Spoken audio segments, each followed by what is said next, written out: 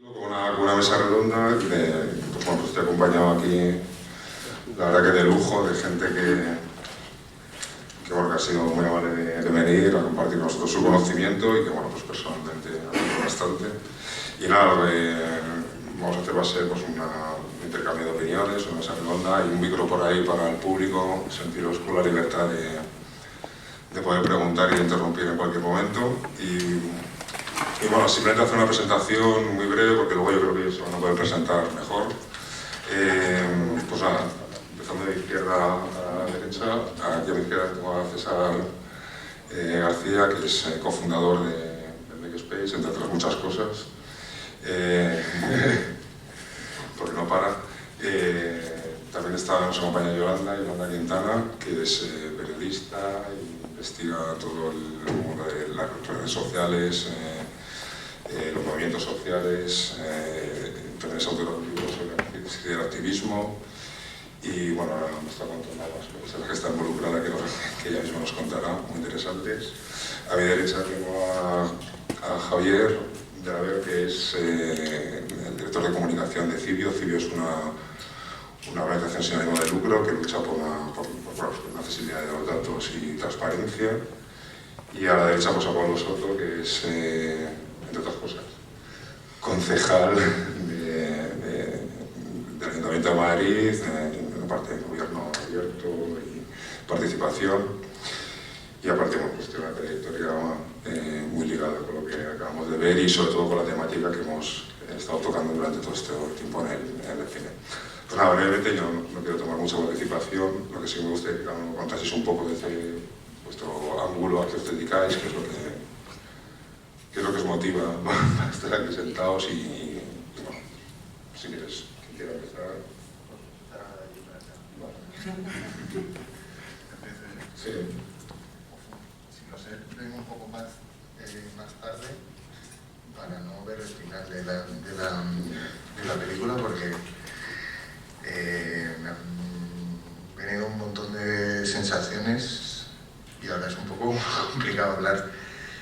Yo coincidí con Aaron en algunas listas de correo muy al principio de todo, porque Aaron, desde muy chiquitín, yo aprendí a programar con 9 años y Aaron con 9 años ya escribía como Los Ángeles código. Y cuando yo era activista, él era bastante más joven que yo y él ya estaba metido en todo. Cuando tú llegabas a Creative Commons, él ya daba charlas por todo el mundo de Creative Commons, ¿no?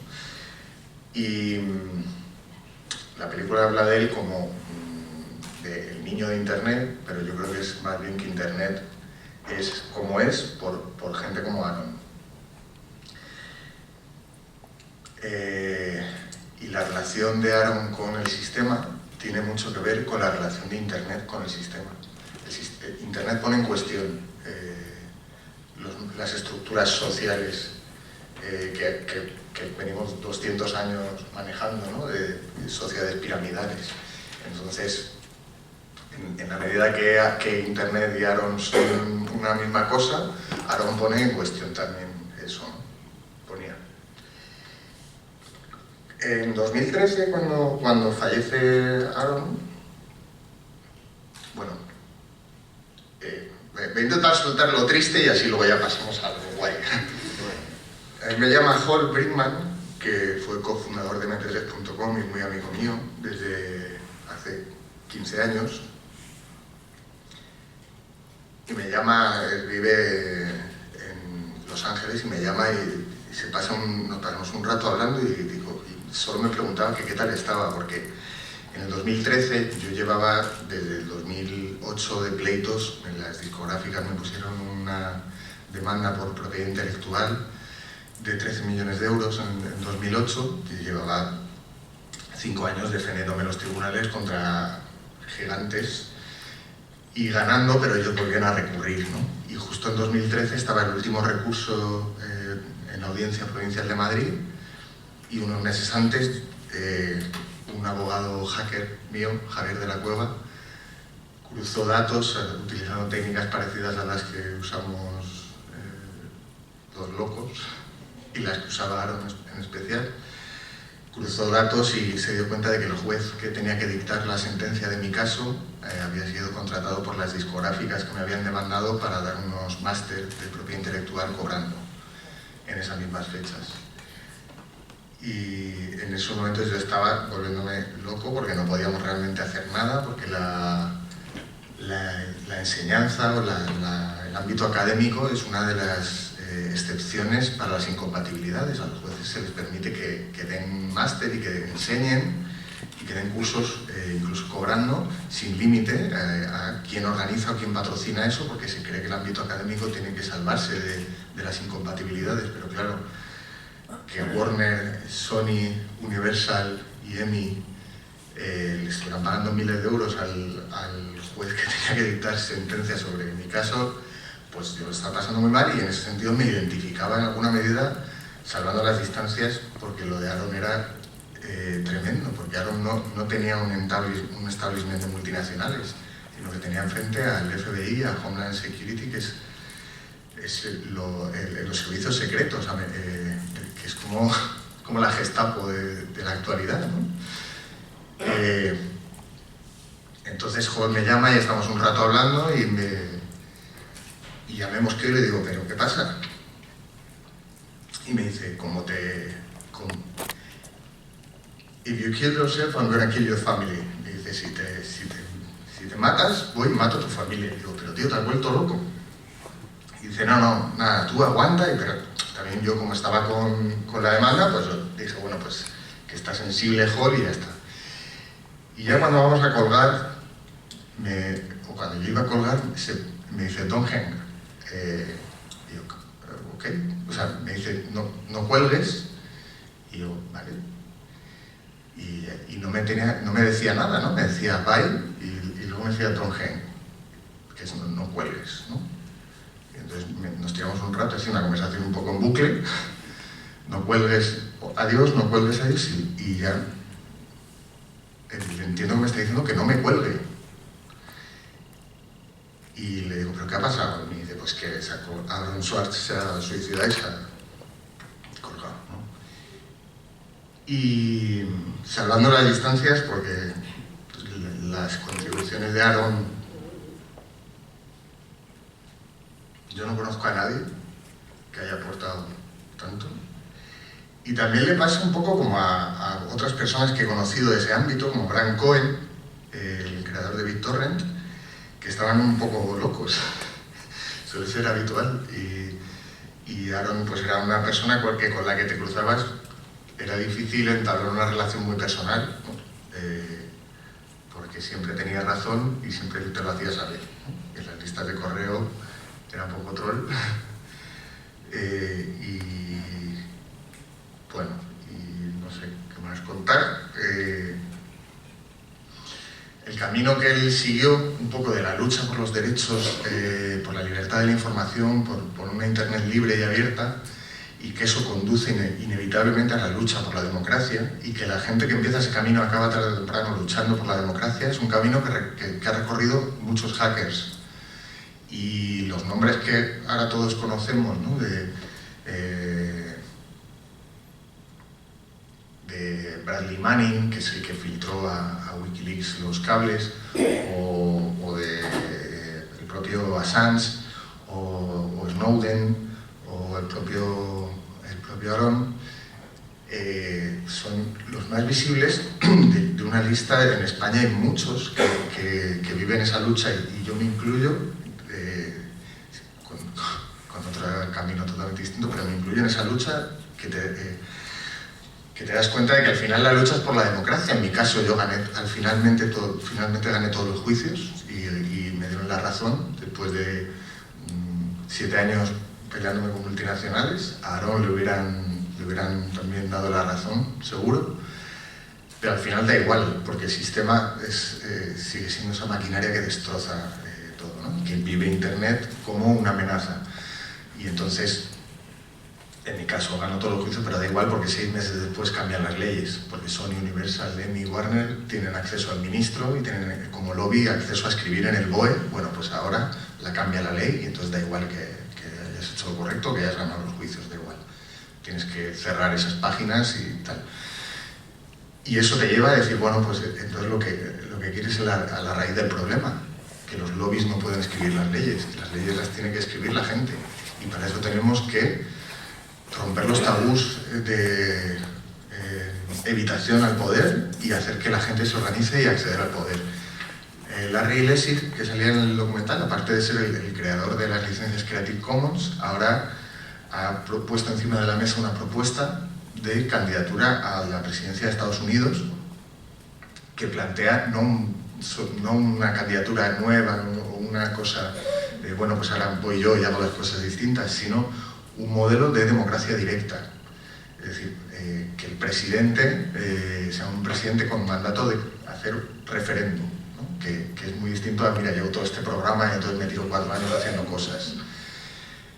Y llega Larry por ese mismo camino, ¿no? de que en el fondo no es solo una cuestión de, como los partidos políticos ahora nos inventamos otro, ¿no? Otra, como marcas de cereales, pues ahora inventamos unos cereales nuevos que son mejores, que tienen más vitaminas y son más sabrosos, sino que el tema está en que utilicemos los partidos como herramientas y el poder y las instituciones como elemento a modificar para mejorar la vida, ¿no? Para mejorar la vida. Y no quiero seguir enrollando. Es una constante, ¿no? que hemos visto, ¿no? La sobrereacción por parte de lo que se llama aquí en la película el sistema antiguo, que da como un poco en duda que sea tan antiguo todavía, ¿no? Es como muy desmesurada, ¿no? la vuelta. Entonces, también como que te da preguntar si tanto poder tenemos como para que esa reacción sea tan sumamente bestia. No sé si alguien quiere comentar algo o paso a hacer preguntas, ¿cómo lo ves? No hagáis estos silencios así tan incómodos. No, un poco como queráis, si queréis profundizar sobre la figura, contar vuestro punto de vista sobre lo que acaba de comentar Pablo, pues Yolanda. Sí, bueno, la verdad es que es bastante emocionante, ¿no? Después del documental que hemos visto, pues hablar o escuchar a otro hacker a que también le debemos bastante de la red libre que tenemos, ¿no? Y para seguir con este momento emotivo, ¿no? Recordar que efectivamente hay muchos antecedentes. Hay un libro de los años 80 de los orígenes de Internet que es muy gráfico, que se llama La caza del hacker y que explica uno de estos primeros fenómenos, ¿no? Cuando se accede a un archivo bastante inofensivo, que era el protocolo de actuación del número de emergencia de Estados Unidos, como aquí nuestro 112, y pues realmente era un archivo de texto que hablaba cómo las telefonistas tenían que gestionar la llamada. Esto por parte del FBI, de esa gran maquinaria, se vendió como un acceso a los servicios de emergencia o el sistema informático, es decir, con toda la propaganda que es capaz un aparato como el FBI, y desencadenó una serie de hechos pues, que al final pues produjo que una persona que no tenía nada que ver con esto y que estaba haciendo juegos de rol se interpretase como que fuesen verdad, y se buscó, como en el caso de Aaron Swartz, como un chivo expiatorio. Bueno, toda esta historia que se cuenta en el libro La caza del hacker, que pues como primer fenómeno de cuando se busca una persona como chivo expiatorio por acceder a algo que era realmente bastante inofensivo, dio lugar a un documento que me ha recordado las palabras de Pablo, ¿no? Es un manifiesto del año 86 que se llama Manifiesto Hacker y viene a resumir un poco esto. Decía sus últimos párrafos algo así como: exploramos y nos llamáis delincuentes, buscamos ampliar nuestros conocimientos y nos llamáis delincuentes. Sí, soy un delincuente y mi delito es la curiosidad, mi delito es ser más inteligente que vosotros, algo que nunca me perdonaréis. Soy un hacker y este es mi manifiesto, podéis eliminar a algunos de nosotros, pero no a todos. Después de todo, todos somos iguales. Entonces, lo que Pablo ha contado me ha recordado bastante este texto. Yo, bueno, por contar un poco y seguir, yo creo que una de las cosas que nos tenemos que dar cuenta, que quizá en el vídeo se muestra mucho la parte web, pero yo creo que la web y lo físico cada vez están más cerca, ¿no?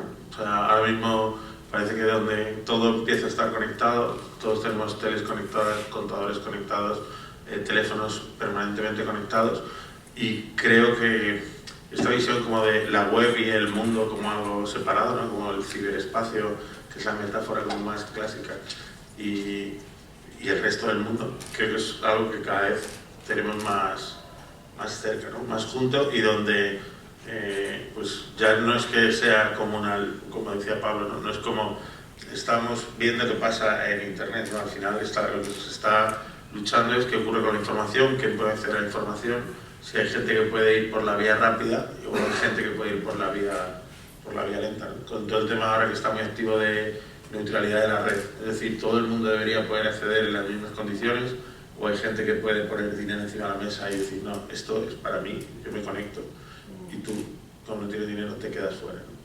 Es una cosa que está dándose, es un movimiento también bastante paradójico, porque al mismo tiempo que se trabaja en esta neutralidad de la red, hay iniciativas para sumar más gente a Internet, como Internet.org, que está Facebook promoviendo, pero es como un Internet cerrado, ¿no? Es como un Internet en el que para países en desarrollo facilitan que entren, pero puedes entrar como a la Wikipedia, al Facebook, a 3 sitios de noticias, ¿no? Entonces, al final esto es como una constante, ¿no? O sea, ahí se van poniendo vallas.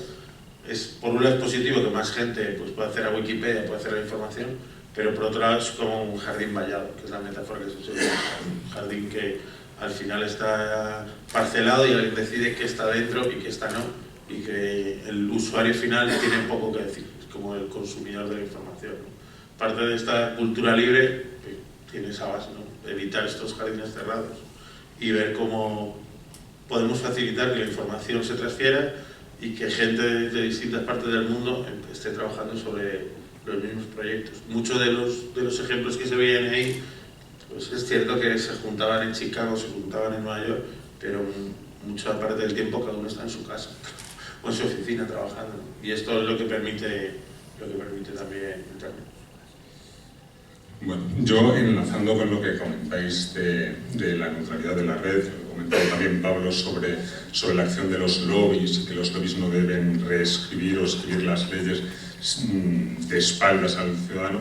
Recuerdo un caso cuando se ha intentado tratar legislativamente la neutralidad de la red en Estados Unidos, se hizo una consulta pública para que todos los actores implicados o que tuvieran un interés comercial en esta ley pues hicieran sus recomendaciones, trataran de amoldar o enmendar lo que era el principal texto legislativo. Entonces la FCC, que era el organismo de telecomunicaciones que supervisaba este proceso, lo que hizo fue habilitar en su página web un espacio donde todas las aportaciones de todos los ciudadanos, de todos los bufetes de abogados que representaban intereses pues como Disney, como Amazon, como América Online, los grandes intereses corporativos también que hemos visto a lo largo del documental, pues toda esta información es pública. O sea, tú puedes saber qué interés defendía cada una de estas multinacionales en esta reforma legislativa. Esto enlaza un poco pues también por el trabajo que yo realizo. Yo trabajo en una fundación muy pequeña que trata de facilitar el acceso a este tipo de información. ¿Qué sucede aquí en España? Que normalmente muchos procesos legislativos, este tipo de contribuciones nunca son públicas. Entonces, al final, no solo es que las administraciones vean Internet como un peligro, como mencionaba Pablo, también es que a veces la información la ven como un patrimonio. Es decir, que las instituciones públicas utilizan impuestos, utilizan el erario público para recabar datos sobre cualquier tipo de actividad en un país, y normalmente las personas no tenemos acceso a ella. Entonces, este acceso asimétrico crea desigualdades bastante aceradas y nos impide muchas veces pues, jugar un papel activo. Entonces, ese es un poco el punto que os quería trasladar. Sobre el tema de la... al final parece como que siempre se reduce a que unos pocos tengan toda la información y el resto no. Estamos esperando que la liberen de vez en cuando, y si la intentamos liberar, pues nos encontramos con lo que nos encontramos, ¿no? Yo, hilando con lo que estás diciendo, yo creo que se están empezando a hacer esfuerzos para abrir esa información y para que los datos sean abiertos, ¿no? Y casi que le paso la pelota a Pablo, ¿no? Porque obviamente desde que has llegado, especialmente tú, se está haciendo un esfuerzo en ese sentido, ¿no? Antes de preguntar la pregunta, me gustaría saber, España, a nivel de transparencia, si es uno de los países que lidera la transparencia o por el contrario podemos llegar a sorprender y no lo es. Entonces, bueno, pero saber en qué estado está esto y bueno, los pasos que estoy dando para paliar la situación de aquí. España ha sido uno de los países que más ha tardado en hacer una ley de transparencia. Cuando España cuando aprobó el gobierno, el Parlamento, la ley de transparencia, ya había unos 100 países que tenían leyes de transparencia aprobadas, que es más de la mitad de los países, se está acoplando un poquillo, más de la mitad de los países del mundo, ¿no? Y desde luego todos los países en los que nos queremos mirar, ¿no? como por ejemplo. La parte buena de llegar tan tarde es que ya habiendo 100 leyes de transparencia, habiendo rankings mundiales de cuáles son las mejores y las peores, ya tenía el gobierno sobre la mesa todos los elementos para poder hacer una ley de transparencia muy buena. No había que hacer experimentos. Bueno, pues hicieron una ley que en el ranking que una de las organizaciones internacionales que hace precisamente ranking respecto de cómo de buenas son las leyes de transparencia, lo puso en el puesto 70, ¿no? Por detrás de países que, con todos los respetos, no voy a nombrar ninguno, pero que no queremos mirarnos en esos espejos, ¿no? Fijaros en el puesto 70, ¿no? Como el país casi menos transparente, el número 30, ¿no? Sería la manera de decirlo. Nosotros en el Ayuntamiento de Madrid, cuando llegamos al gobierno, ni siquiera había ningún departamento de ningún tipo que se llamase de transparencia. Nominalmente no había ni una dirección general, ni una subdirección general, ni un servicio, ni un departamento, nada. Ni tampoco había una ordenanza de transparencia, o sea, no había nada. Se hacían cosas, había un portal de datos donde se colgaban algunas cosas, pero no había nada. Entonces lo que hicimos fue, lo primero, configurar una estructura mínima para poder empezar a funcionar, una dirección general de transparencia, y lo segundo, hicimos una encuesta. En el Ayuntamiento de Madrid trabajan unos 20, depende de si contamos organismos autónomos o no, es difícil dar con la cifra, pero entre 26.000 y 28.000 personas. Entonces les preguntamos a todos: ¿qué información pasa por vuestras mesas que creéis que debería ser pública y no es pública? Era una encuesta. El trasfondo de lo que se preguntaba era eso. Y entonces en las primeras 24 horas respondieron más de 1.000 funcionarios con un montón de información, y entonces con esa información hicimos un grupo de trabajo de funcionarios de todas las áreas y les dijimos, bueno, pues ahora vamos a hacer una ordenanza juntos que obligue al Ayuntamiento a publicar toda esta información. Y entonces, pues los de la Dirección General de Patrimonio decían, pues en patrimonio tenemos todo esto que debería ser público. Los de las empresas públicas decían, pues en la MT tenemos todo esto. Los de, no sé, los urbanismo, los de servicios sociales, no sé, todas las áreas del gobierno realmente, porque los funcionarios sí que tienen muchas ganas. Lo que siempre han tenido es un techo político y les han acostumbrado a preguntar antes de publicar. ¿Esto se puede? Y ahora es al contrario. Ahora les decimos, no, lo que tenéis que hacer es publicar proactivamente toda la información y plasmar eso para que sea obligatorio. También la forma de tramitar esa ley hemos querido que sea distinta. Entonces la hemos colgado en la página web. Antes de aprobar nada en la Junta de Gobierno, le hemos dicho a la oposición y a la sociedad civil, oye, hacernos aportaciones. En el trámite previo vamos a empezar a hablar de qué cosas podemos añadir. Una cosa que intencionadamente hemos decidido no meter es la defensa de los whistleblowers. Es decir, la defensa, no existe un término respetuoso en español, porque el término sería a los delatores o a los confesores o a los chivatos, pero un whistleblower es alguien que delata o denuncia pues algún tipo de delito o algo que se esté haciendo mal en la propia administración, ¿no? Una práctica corrupta o lo que sea. Eso en el Código Penal en España está muy castigado, las competencias municipales muy pocas, pero que tenemos que hacer nos parecía que en vez de plantear nosotros algo, que lo bueno sería que hubiera una reflexión colectiva de que en España tenemos que poner luz en todo esto, y eso pasa porque animemos a que cuando algo se haga mal se diga, oye, que aquí se está haciendo mal, que aquí estos políticos reciben regalos de forma sistemática, que aquí se meten facturas en los cajones, ese tipo de cosas. Y introducimos en la ordenanza, eso sí, de primeras, el control de lobbies. Es decir, desde que se apruebe la ordenanza va a ser obligatorio para cualquier grupo de presión, sea una empresa o sea un despacho de abogados que representa empresas, para reunirse con un concejal o con un director general o con cualquier cargo del ayuntamiento, que se inscriba en un registro de lobbies que está en el ayuntamiento, y en ese registro tiene que detallar sus intereses, es decir, a qué intereses defiende antes, como paso previo a la reunión. Y también la ordenanza incluye que es obligación del cargo público publicar en su agenda con quién se ha reunido, el enlace al registro de lobbies para que la gente pueda ver qué intereses defiende, el orden del día de la reunión, si se ha entregado documentación en esa reunión y qué documentación se ha entregado.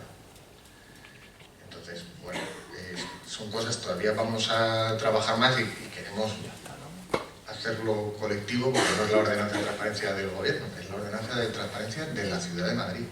Y de esta ordenanza va a salir lo que en las próximas décadas vamos a poder construir colectivamente como sociedad en cuanto a transparencia en Madrid.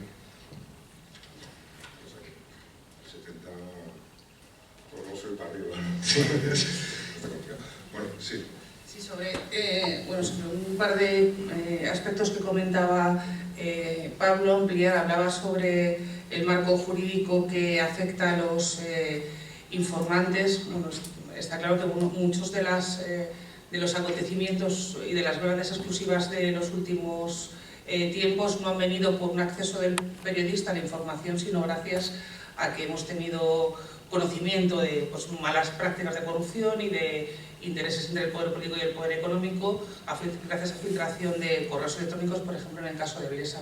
Bueno, pues ahora esto no solo está penalizado, sino que con la reforma del Código Penal en materia de terrorismo, es lo que se vendió también como pacto anti-yihadista. Bueno, pues es una reforma del Código Penal que está criminalizando y llevando al terreno del terrorismo, con lo que esto supone no solo de penas altísimas, como os podéis suponer, sino de privación de derechos fundamentales hasta que esto llega a estar en disposición judicial, o sea, posibilidad de que te pinchan las comunicaciones, de estar en prisión incomunicada. Entonces, las filtraciones y el acceso a documentos, si están en sistemas informáticos, ya entrarían con esta reforma del Código Penal en el ámbito del terrorismo. Entonces, esto también tiene que ver con lo que se decía antes, que toda la regulación de Internet, como en el caso que hemos visto del documental, o todo lo que tiene que ver con la restricción del acceso a la información y las leyes de copyright, tienen dos objetivos. Por un lado, el objetivo prioritario de que la cultura y el conocimiento siga siendo algo propietario y algo restringido y algo por lo que tienes que pagar, y que no se distribuya libremente, igual que con la información pública. Y en segundo lugar, pues que sirva de ejemplo y que sirva de punto de arranque para criminalizar y limitar Internet, porque al limitar las filtraciones y al limitar muchas de las nuevas formas de difusión en la reforma del Código Penal, no solo estás limitando que se difunda información, sino estás impidiendo que la gente se organice autónomamente, que la gente haga una oposición al poder como ahora estaba haciendo, que cree una narrativa distinta al discurso dominante, y todo esto se puede hacer gracias a una Internet libre y a nuevas formas de difusión que, curiosamente, se criminalizan por las últimas reformas penales. Y pues incidir en esto, ¿no? Que no solo el caso que veíamos del acceso a la cultura y de criminalizar a una persona, que su lucha era esta, sino que estaba luchando por un Internet libre con todas las consecuencias políticas y sociales y para el activismo que esto supone. Y en cuanto al acceso a la información, también comentar dos aspectos. La ley de transparencia, aparte de los límites que supone, pues tiene muchas carencias, pero una de ellas es que tienes que acreditar tu interés en esta información. Entonces, que la información hasta ahora pública no sea de libre acceso, tiene dos problemas. Por uno, que no accedas a la información, y por otro lado, que sigue manteniendo monopolios de personas interesadas en acceder a la información, es decir, grupos sociales reconocidos o institucionalizados, medios de comunicación y periodistas. Entonces, también perpetúa un sistema jerarquizado de acceso y distribución de la información. Entonces, por eso es tan importante y por eso simboliza tanto un acceso libre, transparente y sin límite a la información pública. Puedo decir que en la ordenanza justo nos hemos dado cuenta de eso, el Estado, como ha venido interpretando además la ley de transparencia, que exige que te identifiques para solicitar una información, ¿no? Al Estado. Aunque tengas derecho, te tienes que identificar, y además lo interpretan como que hay que verificar que esa es tu identidad. Y eso en la práctica, ¿qué significa? que solo si tienes un certificado digital, un DNI electrónico con lector de DNI electrónico en tu casa, puedes pedirle una información a un cargo público, ¿no? De, oye, es decir, quiero saber cuánto cobra no sé quién. ¿Qué pasa? Que el 96% de la gente no tiene lector de DNI electrónico en su casa, con lo cual ya estás poniendo una barrera que te dejas a 96 de cada 100 personas fuera del derecho de acceso a la información, que debería ser un derecho fundamental, pero no está contemplado así, no se ha puesto así encima de la mesa. En todos los países que ese derecho está construido de una manera razonable, mandas un email a una dirección de email que encuentras muy fácil en la web de la institución, mandas un email pidiendo esa información y te contesta un funcionario con esa información. Entonces lo que hemos hecho ha sido un trabajo de creatividad jurídica tremendo en el Ayuntamiento de Madrid para, a pesar de que la ley de transparencia no contempla ese derecho de acceso a la información como un derecho fundamental y exige una identificación, pues hemos hecho un procedimiento paralelo con el que sencillamente mandando un email a una dirección del Ayuntamiento de Madrid pidiendo una información, te contestamos con esa información y luego ya si quieres abrir procedimiento administrativo te ponemos un formulario para que lo rellenes, pero que si no te hace falta, pues puedes, como en cualquier sitio sensato, ¿no? Pides una información y te la dan, ya está. No debería haber problema. Es muy importante el tema de la información pública. Fijaos, esto me gusta mucho contarlo porque revela y pone encima de la mesa la importancia de la información pública. En 2011 empezaron todas las revueltas árabes, ¿no? En realidad venían ocurriendo cosas desde 2010, pero en enero arrancó muy fuerte.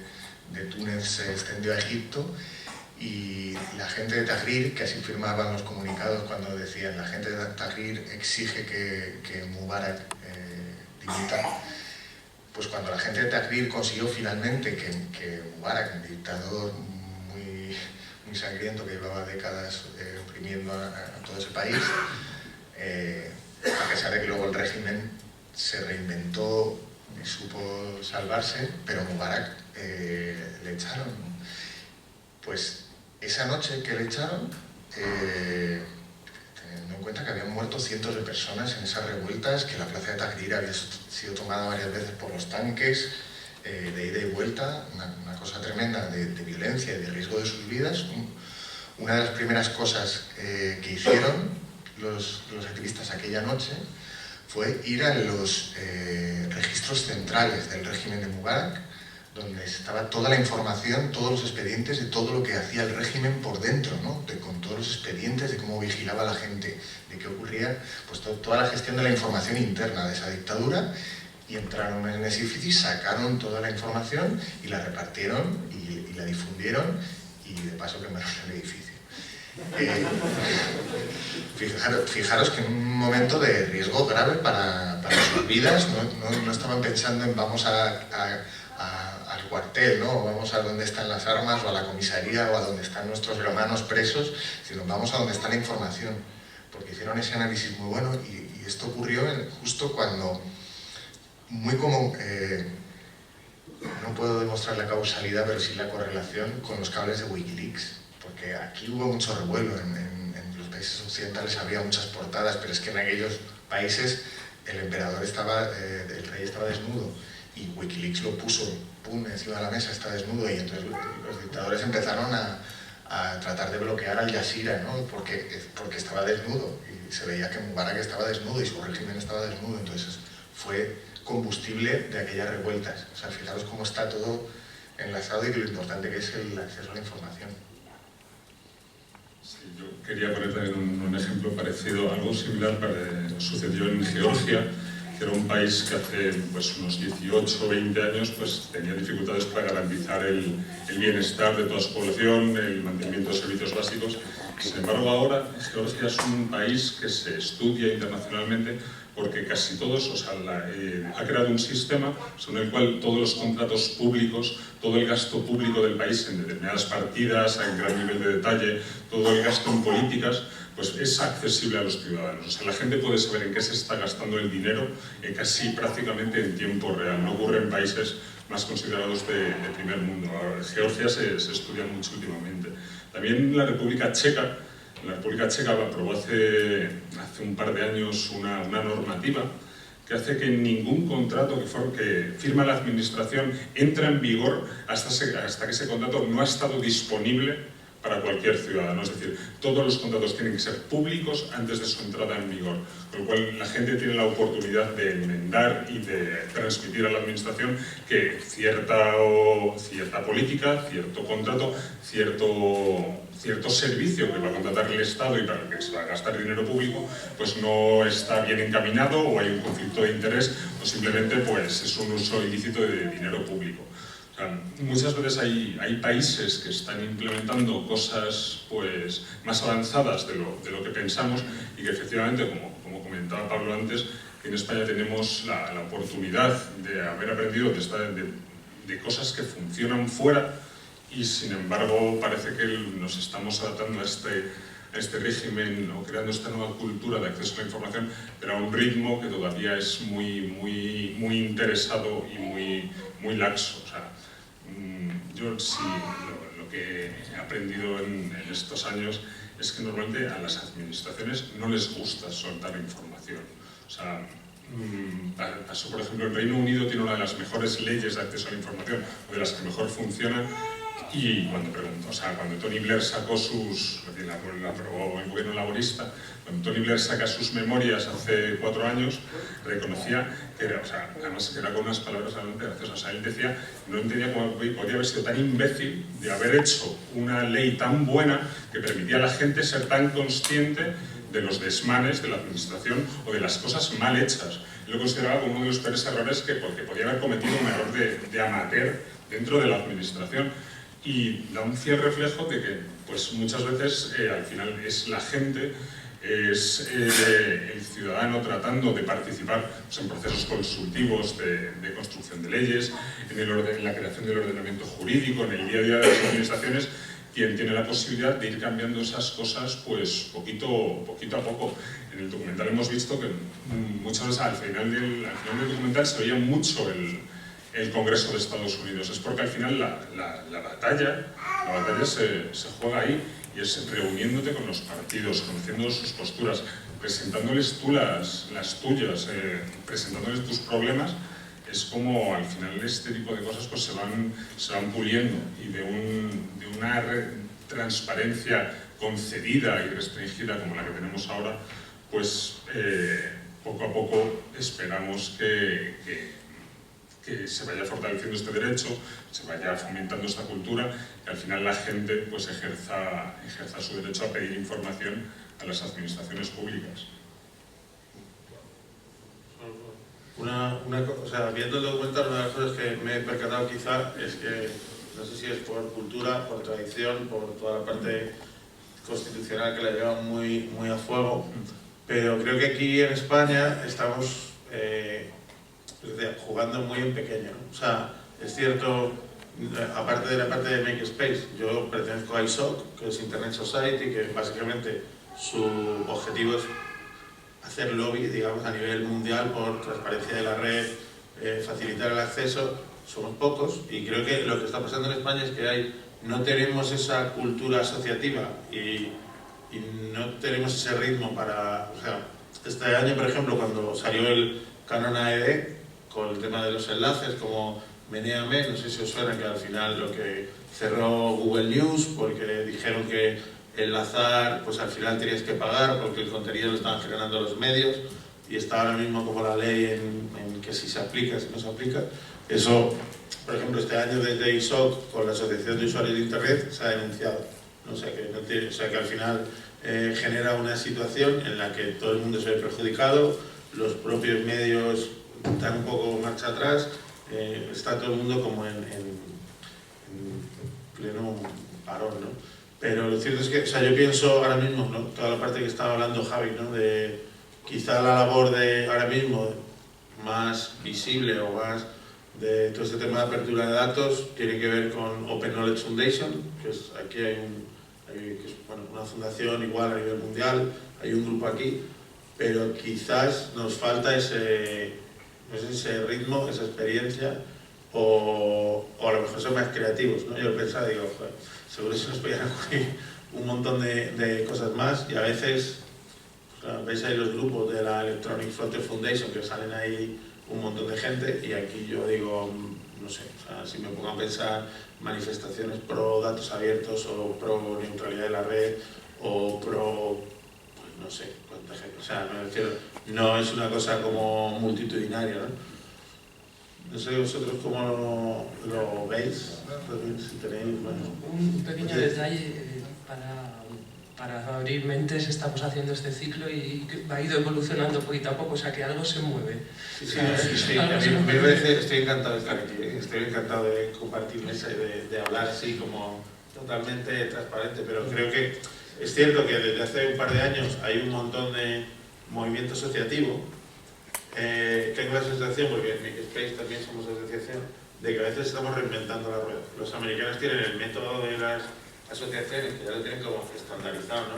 Ahora la gran asociación para salvar el corazón, y empieza a abrir como sedes por todo el mundo, y lo tiene súper claro, o sea, y va saliendo como churros. Y sin embargo aquí, creo que por un lado es mucho más complicado explicarle a alguien que estás haciendo cosas con una asociación que con una empresa, porque la gente te mira rarísimo. O sea, te dicen, no, estamos en una asociación, pero ¿y la empresa? No, es que no hay empresa, es una asociación.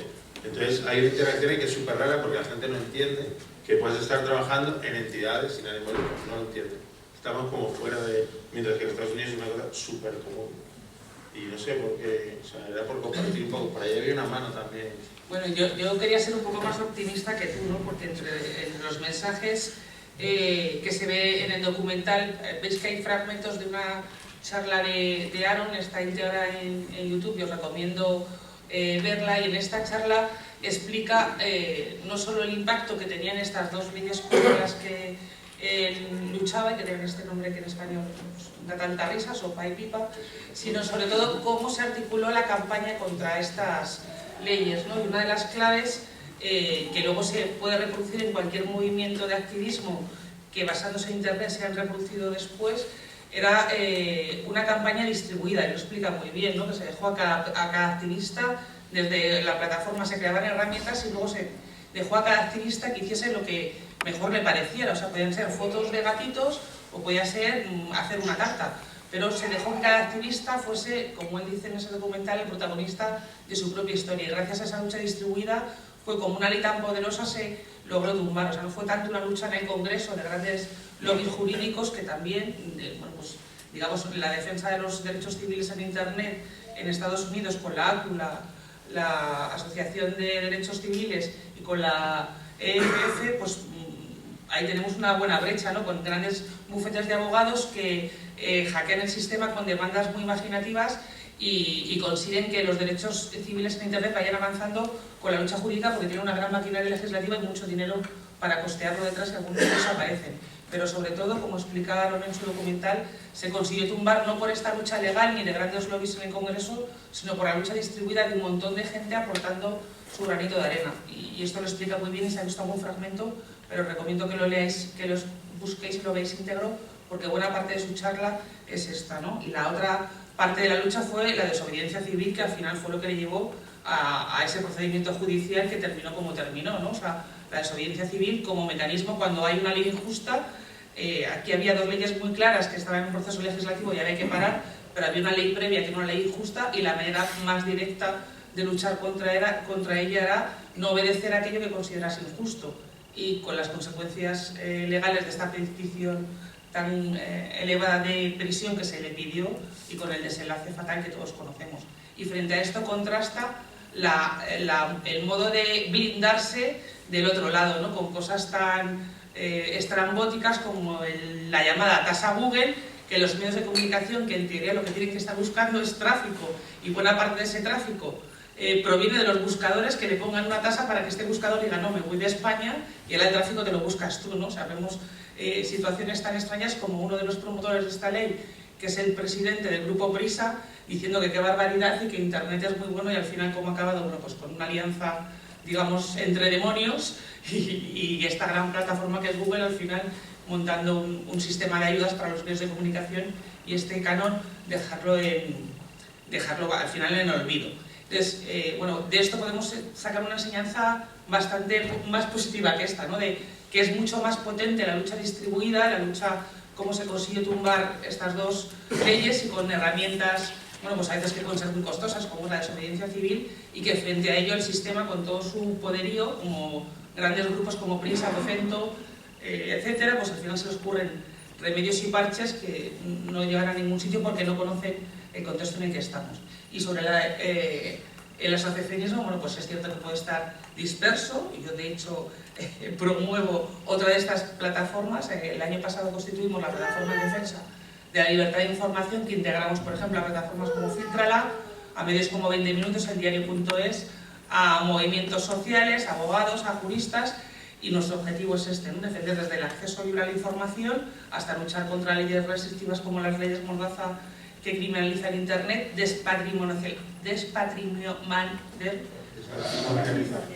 la defensa del acceso a la información del ámbito profesional del periodista profesional y de los medios de comunicación, entendiendo que es algo que es un patrimonio de todos los ciudadanos y sobre todo los activistas y los movimientos sociales.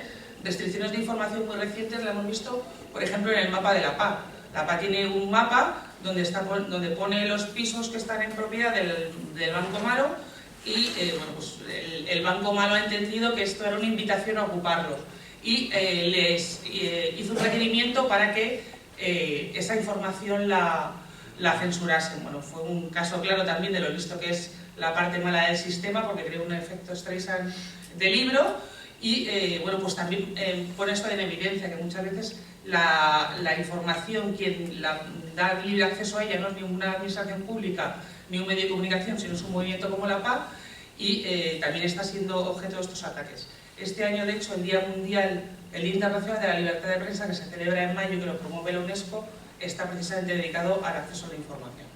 Entonces, otro nuevo chiringuito, que es la PDLI, que está a vuestra disposición si os queréis sumar a él, y que, bueno, pues por deciros que también estamos poniendo nuestro granito de arena, por un lado, en dispersar la lucha, pero a la vez integrarnos, ¿no? La PDLI está integrada, por ejemplo, en No Somos Delito, y sí que somos un montón de gente que nos unimos para una lucha concreta. O sea, que igual que sí que está muy dispersa la lucha, en ocasiones como contra las leyes Mordaza sí que se consiguen crear dispositivos como No Somos Delito, que yo creo que sí que está demostrando su eficacia, tanto en impacto mediático llevando a la prensa internacional todo esto, algo que duele bastante al poder político, como en, bueno, pues intentando corregir las leyes. Y por ejemplo, una de las leyes que más criminaliza en Internet, aprobada recientemente, que es la ley de enjuiciamiento criminal, que si las leyes Mordaza son la letra, la ley de enjuiciamiento criminal es la música, y dice cómo se va a aplicar la ley de enjuiciamiento, o sea, las leyes Mordaza. Hemos conseguido que en el trámite del Senado por lo menos aparezca la figura judicial en muchos aspectos, como en los pinchazos telefónicos preventivos, en el rastreo de tu historial informático, aparezca por lo menos el juez. Pues poquito a poco sí que se van, yo creo, consiguiendo mejoras, y bueno, pues para lanzar un mensaje un poco más optimista que el de la atomización de la lucha. Yo claro que también soy optimista, aunque puede que no lo haya parecido. Por lo que decir algo, pero hay una pregunta. A mí me gusta hacer una apreciación muy breve. Hay poca conciencia de la importancia que tiene Internet, y si encima las leyes que más pueden facilitar Internet se llaman sopa y pipa, pues parece una tontería, ¿no? Pero menos que no lo tomemos en serio, y realmente si descubres lo que hay detrás de todo eso, porque pues bueno, te terrorizarías, ¿no? Yo en este contexto me gustaría que me dierais una opinión sobre la ley de protección de datos en España. Hace 30 años, por ejemplo, las declaraciones de la renta eran absolutamente abiertas. Ahora ya no. Bueno, poco tiempo después, yo creo que duraron 3 años abiertas, se generaron tantos escándalos que quedaron restringidas absolutamente. Luego vino la ley de protección de datos. Me gustaría conocer la visión que tenéis en este contexto. Y a Pablo querría preguntarle, ¿tú crees que, bueno, navegar en Internet dentro de las páginas del ayuntamiento tiene sus dificultades? Y en esto de la ley de transparencia, yo te pregunto, ¿tú crees que en la página web del ayuntamiento se encuentran las entrevistas, reuniones, No. visitas que han tenido el concejal de urbanismo con, por ejemplo, Florentino, en relación con los pelotazos inmobiliarios, Mao Calderón, Operación Chamartín, Plaza de España. ¿Cómo se puede encontrar esto? Que la gente tenga un acceso realmente claro, fácil y que pueda cogerlo y difundirlo. Directamente te contesto. Habéis visto al final de la película una de las reacciones a la muerte de Aaron fue que se pusieron en marcha un montón de hackatones, ¿no? Un hackatón, para aquellos que no sepan lo que es la mezcla entre hacker y maratón. Es un maratón de hackers. Consiste en encerrar en un sitio un montón de hackers, ponerles unas pizzas y dejarles que hagan cosas durante mucho rato, todos juntos, y a veces se producen maravillas.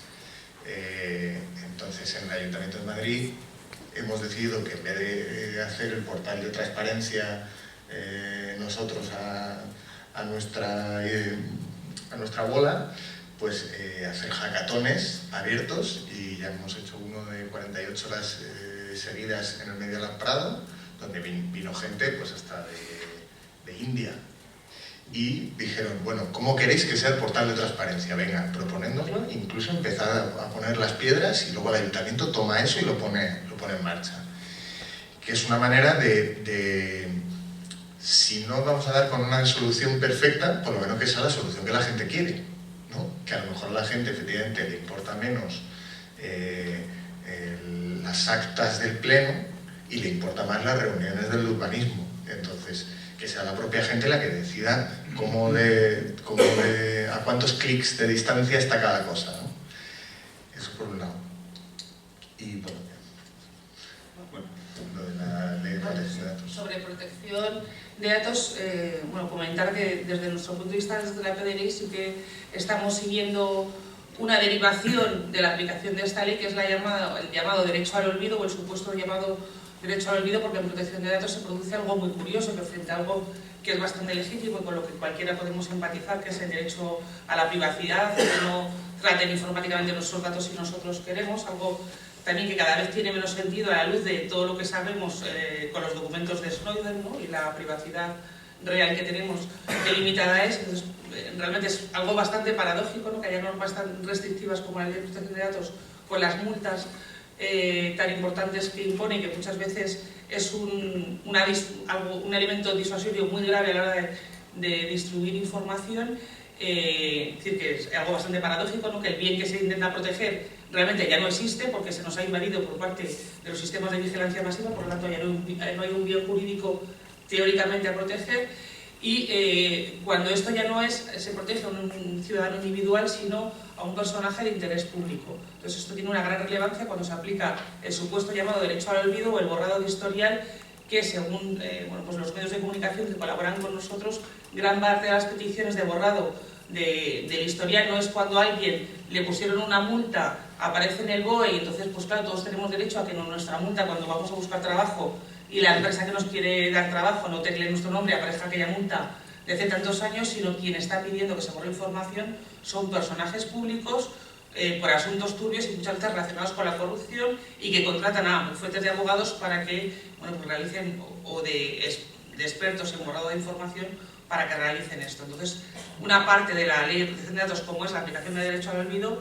sí que tiene bastante que ver con la censura, y por lo menos nosotros estamos haciendo un seguimiento de cómo está impactando en los medios de comunicación, porque es una restricción, a nuestro juicio, clara del derecho a la información de la gente y del derecho al acceso a la información.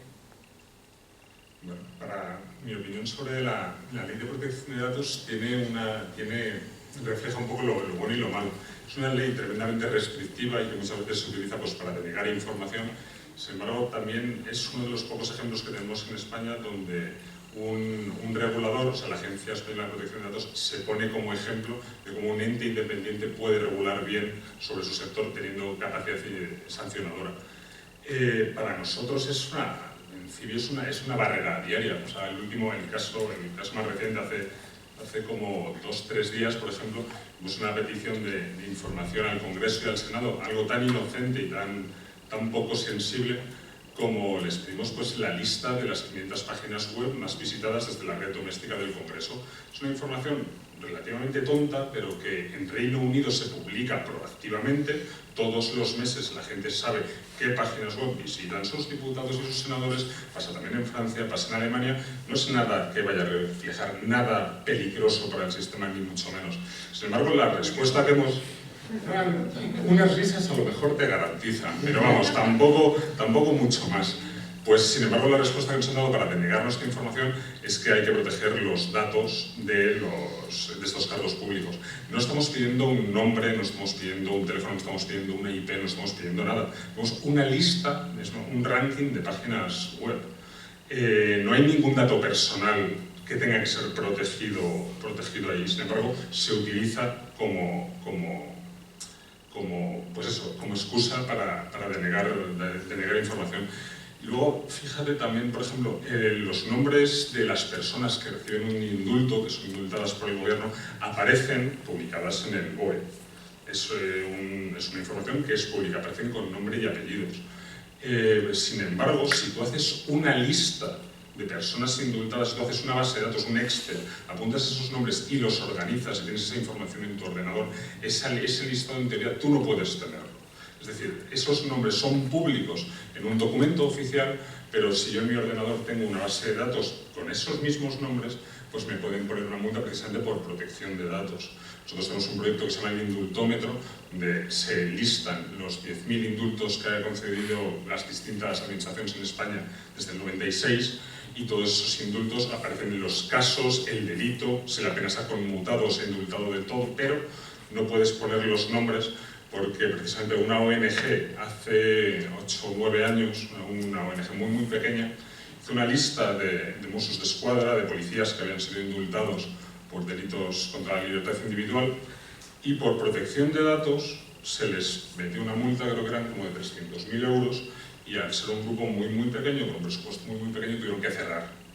Y eso, o sea, pequeños grupos de activistas que quieren sacar este tipo de información a la luz pública, pues no se pueden permitir ese tipo normalmente de sanciones. O sea, es un poco la contrapartida de la transparencia. Son dos normas condenadas a tener siempre entre medias un test de daño y a evaluar caso por caso si hay un interés general que justifica que la información sea pública o si que se haga pública genera un daño suficiente como para que no deba serlo. O sea, es un debate que se va a prolongar durante muchos años seguramente.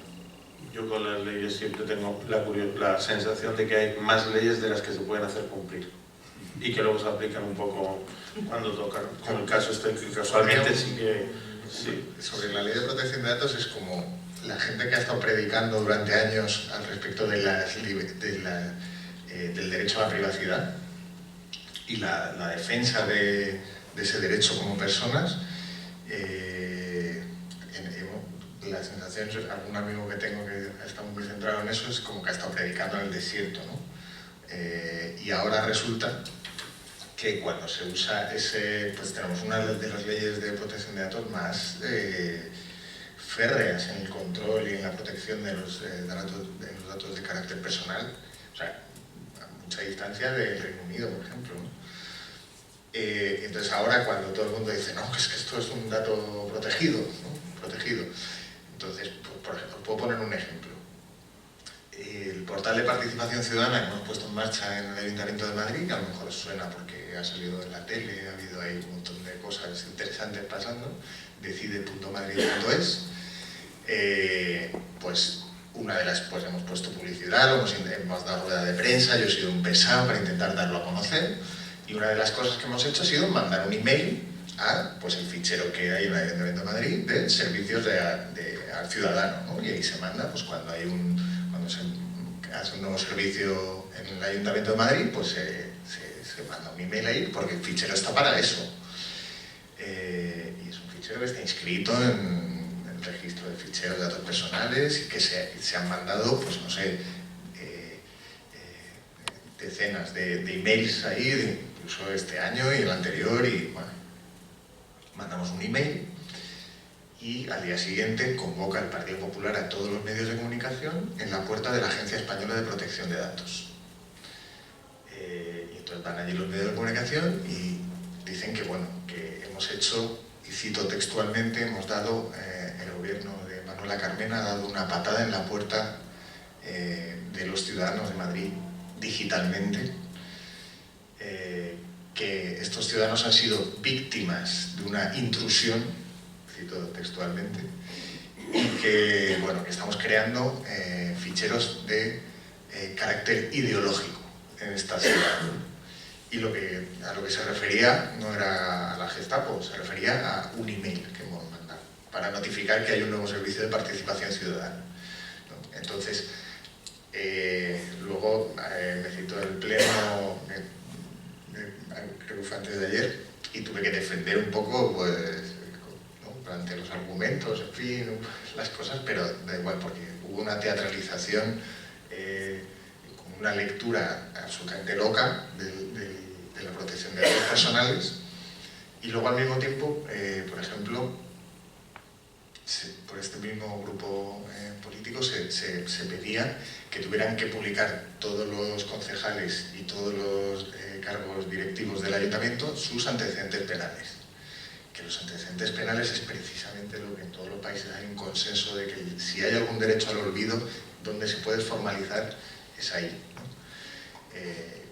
Pero claro, ellos puede que hagan un cálculo de, bueno, esta es gente que ha ocupado a estas manifestaciones, estos van a tener antecedentes todos, entonces venga. Entonces, bueno, eso, que los datos personales, por ahí levantan la mano, pues también son armas, ¿no? Por ahí, no sé, te sabes lo que yo decir. Yo solo, por acabar con el tema de datos personales, ahora mismo estamos también en un impasse, porque un abogado austriaco, después de leer todo este tema de las noticias de que si la NSA, el FBI y todo el mundo estaba leyendo su correo de Gmail, por poner un ejemplo, dijo, pero entonces la ley que tenemos para permitir, hay un acuerdo que se llama Safe Harbor, que es como puerto seguro, que básicamente dice, bueno, nosotros somos una compañía americana, puedes albergar los datos en nuestros servidores, nos comprometemos a respetar las leyes de privacidad de tu país, ¿no? Entonces el austríaco dijo, esto es un cachondeo, pero desde aquí está leyendo mi correo cualquiera, lo han llevado al Tribunal Superior de Justicia de la Unión Europea y ahora hay un periodo de moratoria en el que ese acuerdo se ha cancelado y está todo el mundo pendiente de dónde van a acabar los datos. Porque si lo pensáis, los datos de Gmail no sabemos si están en Europa o en Estados Unidos ahora mismo. Muchísimas cosas dependen de servicios y bueno, hasta final de enero veremos qué ocurre. Que yo creo que... Sí, no solo en el ámbito judicial, sino también en el Parlamento Europeo, en la Comisión de Libertades Públicas de la anterior legislatura, se creó una comisión de investigación a raíz de los documentos de Snowden, donde también compareció por escrito Snowden, que también es un documento que os recomiendo ver porque está lleno de elocuencia, la comparecencia por escrito de Snowden en esta comisión del Parlamento Europeo, y el Parlamento y el legislador instaba a la Comisión a solucionar todo esto, es decir, diciendo que, o sea, no es un cachondeo, pero en palabras de parlamentario europeo más o menos es lo que querían decir.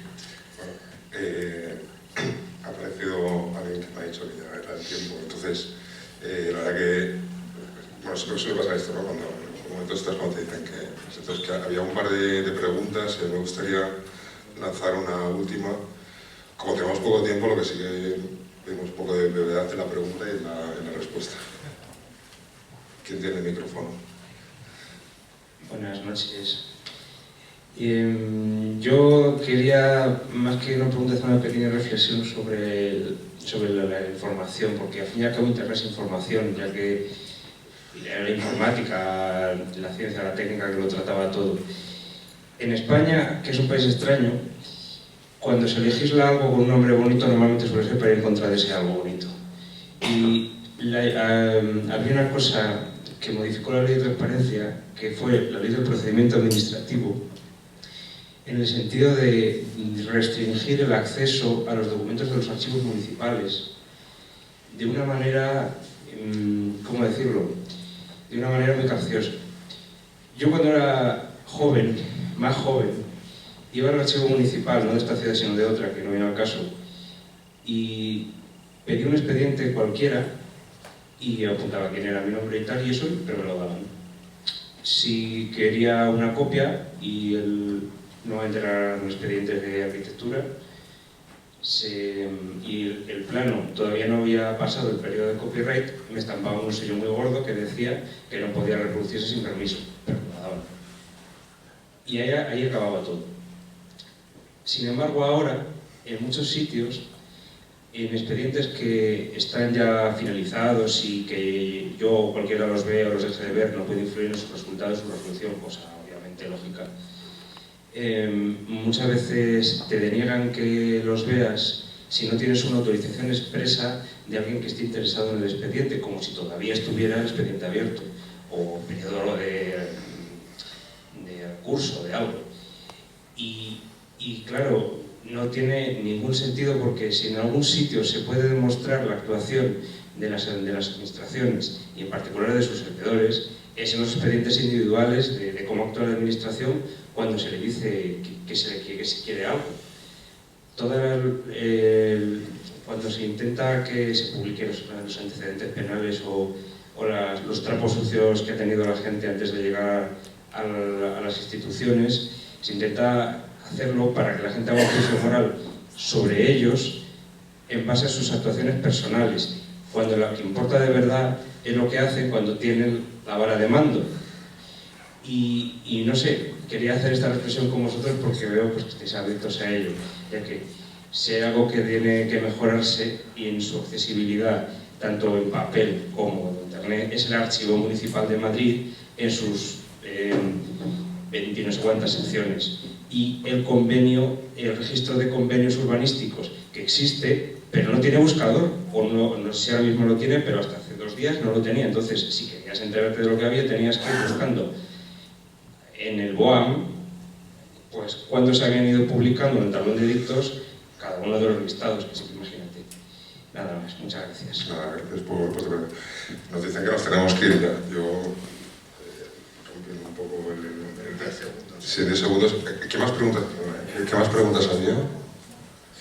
Se ha ido. Pues igual las podemos hacer luego fuera, así, sí, no sé.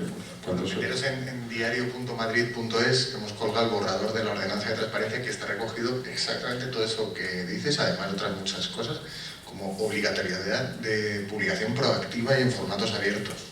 Y además con régimen sancionador, que el funcionario que no cumpla eso se le inhabilita. Y a la persona no funcionario que desnaturalice datos tal, multas de hasta 3.000 euros. O sea que vamos en serio, vamos. Me parece si terminamos y luego fuera. Yo solo quiero hacer una última pregunta, que es la actividad, que no te da tiempo a contestar, pero hemos enfocado esto desde diferentes puntos de vista, ¿no? Desde los propios activistas hacker en estos casos, que son los que al final están trabajando sobre esto, desde la administración, desde cómo sale la administración, y César insinuó algo que me parecía muy interesante, es qué papel nos corresponde a nosotros, ¿no? A los que estamos aquí todos sentados, a los que estamos utilizando todos los días Internet, muchas veces de una forma muy reduccionista, a través de WhatsApp, por ejemplo, ¿no? ¿Qué podemos hacer nosotros muy rápidamente, para precisamente que el poder está distribuido, depende de qué es lo que podemos hacer para tomar parte y partido, y que si mañana hay una ley que coarta nuestro acceso a la libertad en Internet y a la neutralidad, haya una manifestación tan grande en la calle como por cualquier otro motivo. Voy a tratar de hacer en un nanosegundo un análisis distinto al que expresaba antes César, al respecto de que la sociedad civil aquí está más desorganizada o no estamos tan preparados. La lucha contra sopa y pipa que Aaron lideró en este sentido, sí que allí cuando hay movilizaciones hay líderes, consiguió, ahí no existe el bloqueo institucional que existe aquí, pero sin embargo aquí tuvimos el 15M. O sea, aquí el 15M fue una movilización muchísimo más potente que allí lo que se ha hecho, y Occupy Wall Street no es nada al lado del 15M y cómo arrasó todo el tablero político aquí.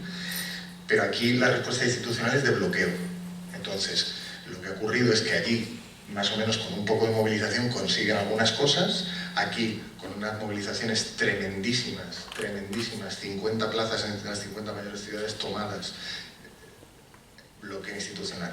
La respuesta es del régimen se repliega, se bunkeriza, y el resultado ¿cuál es? Que la gente se empieza a organizar, se montan partidos y ahora la gente, candidaturas ciudadanas, gobiernan Barcelona, Valencia, Cádiz, Perpiñán, Ferrol, Santiago, Madrid, Zaragoza y muchísimas más ciudades pequeñas y pueblos.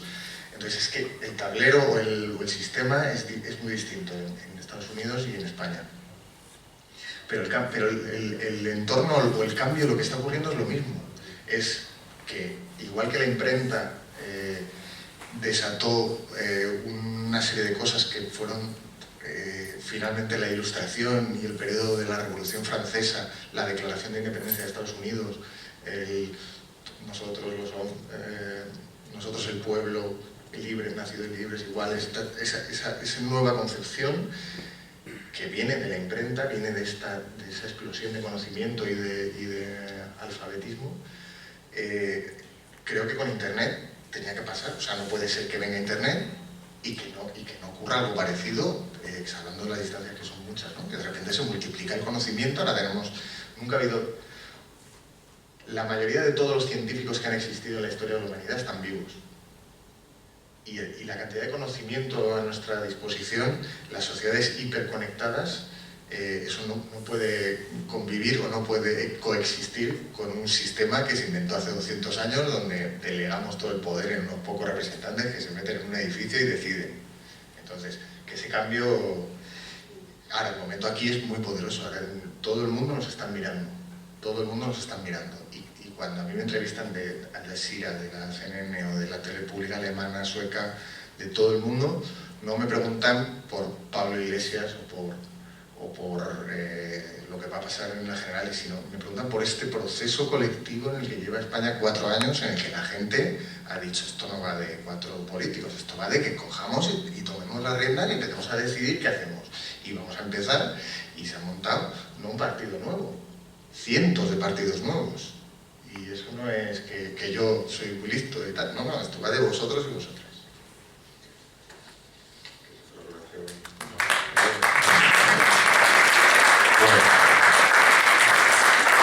Pues yo creo que lo que ha dicho Pablo estamos con este nano segundo. Pues nada, pues muchas gracias a César, a Yolanda, a Javier y a Pablo por haber venido y nada, continuamos fuera y que se animen a la cerveza, pues no tomamos.